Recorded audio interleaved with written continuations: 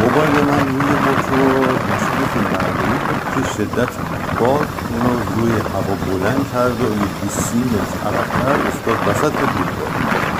ولی از قضا چند تا راننده با وجدان سد معبر کردند تا بقیه ماشینا نیان از روی موبایل من رد بشن و بتونم خودم به موبایل برسونم و سرانجام